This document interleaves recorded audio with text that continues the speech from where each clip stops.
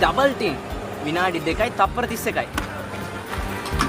ඒ කියන්නේ අනිද්ද රේස් එක මට ගේමක් නෑනේ. නෑ. උඹට අනිත් රේස් එකේ ගේමක් නෑ මචං. හැබැයි උඹ ඔට්ටුව පරාදයි.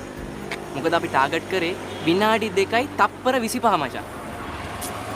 හරි ටාගට් එක තියෙන අනිද්දනේ. මේ ඉක්මන් කරලා යමන්. බජට් එක ක්ලෝස් කරගන්න කලින් කීයක් කර තට්ටු කරගන්න. නැත්නම් දෙන්නම ටින් ආ.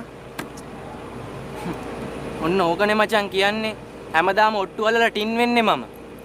බද පනිෂ්මන්ට් එකට පොල්ල තිබ්බොත් රංග තේජාන් ෆ්‍රෙන්ඩ්ෂිප් එක ටින්.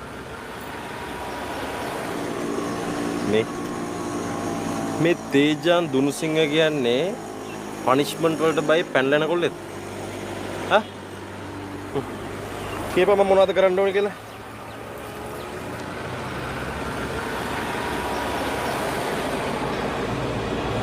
කියපන් ඉතින්.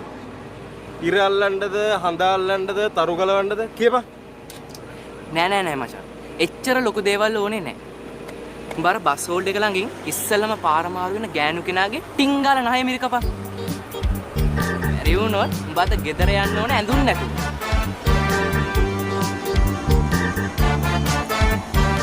ඇයි මචෝ? ඔබ පනිෂ්මන්ට් එකට බයයිද? ඌවත් පනිෂ්මන්ට් මල්ලි. අද මම උඹට ආච්චිගේ නහ ගලුලම ගැල්ලා දෙන්නම්.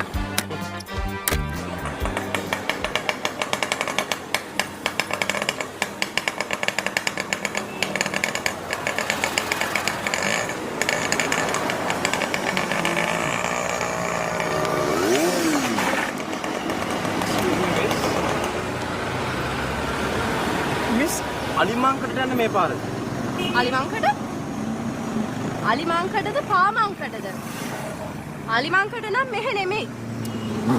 ඒක තමයි මාත් මේ කල්පනා කරේ. මේ නහය මොකද? ඇයි ලේ? ලේ? ඕ මේ. ඕ. Thank you. මල්ලි punishment ඔක්කොම blast අපි ගියා.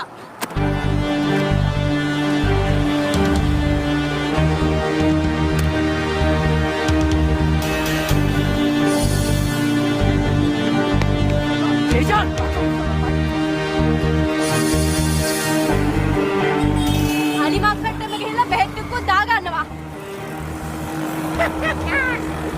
මොකද මචං? පනිෂ්මන්ට් එක ඩබල් වුණානේ. හා? නන්නකෝ punishment. එන්න. නැගපන්.